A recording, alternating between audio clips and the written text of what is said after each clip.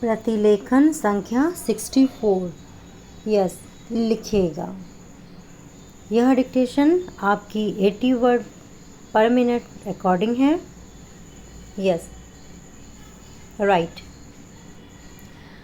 अध्यक्ष महोदय, उसके लिए सब कुछ करना है तो फिर कृषि उत्पादन का जो मूल आधार है, उस खाद और पानी की जो व्यवस्था है, जब उस पर ही कर लगाया जाता है तो मेरे मन में आता है कि कहीं वित्त मंत्री महोदय अपनी ही बात को अपने ही सिद्धांतों के द्वारा तो काट नहीं रहे हैं। मैं कहना चाहता हूँ कि हमारे देश में अभी भी चौथाई भूमि से ज़्यादा सिंचित भूमि नहीं है। इस देश की जितनी कृषि योग्य भूमि है, उसका चौथाई से भी कम हिस्सा ऐसा है जो सिंचित भूमि के नाम से पुकारा जा सकता है। मेरी राय में अब समय आ गया है जबकि पिछले 2-3 वर्षों की नीति पर फिर विचार किया जाए और एक मात्रा में घाटे के बजट का सहारा लेकर ही सही आर्थिक तथा सामाजिक विकास योजनाओं की गति को बहुत बढ़ा दिया जाए। इस मामले में मैं समझती हूँ कि तुरंत कार्रवाई होनी चाहिए ताकि आज जनसाधारण में जो असंतोष उभर रहा है वह हानिकर दिशाओं में न चलने पाए।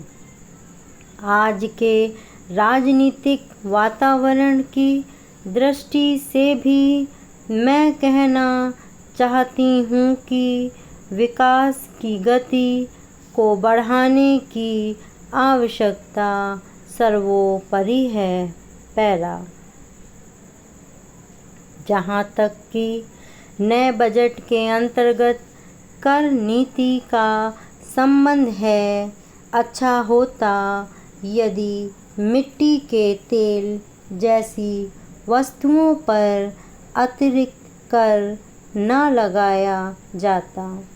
मेरी राय में इस प्रकार के करों से बचना ही उचित है, परंतु वस्तु स्थिति कुछ ऐसी लगती है कि प्रायः गरीबों पर करों का भार लादे बिना सरकार की गाड़ी आगे बढ़ ही नहीं सकती।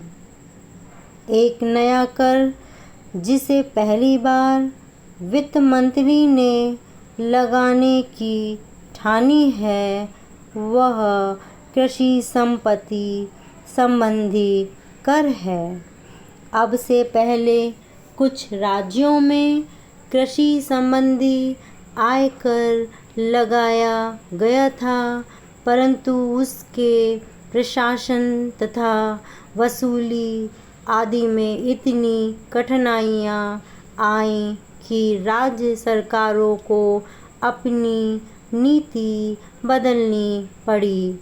बात यह है कि जहाँ करोड़ों अनपढ़ तथा गांव में बसने वाले किसानों पर हिसाब किताब रखने और रिपोर्ट भेजने की जिम्मेदारी लादी जाती है, वहाँ ऐसा कोई कर सफल नहीं हो सकता।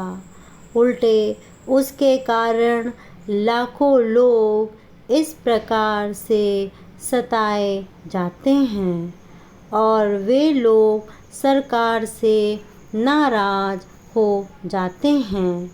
इसलिए पहले देखना यह पड़ेगा कि यह कर कितने कृषकों पर लागू होने वाला है और उससे कितना रुपया कर के रूप में वसूल होगा। धन्यवाद।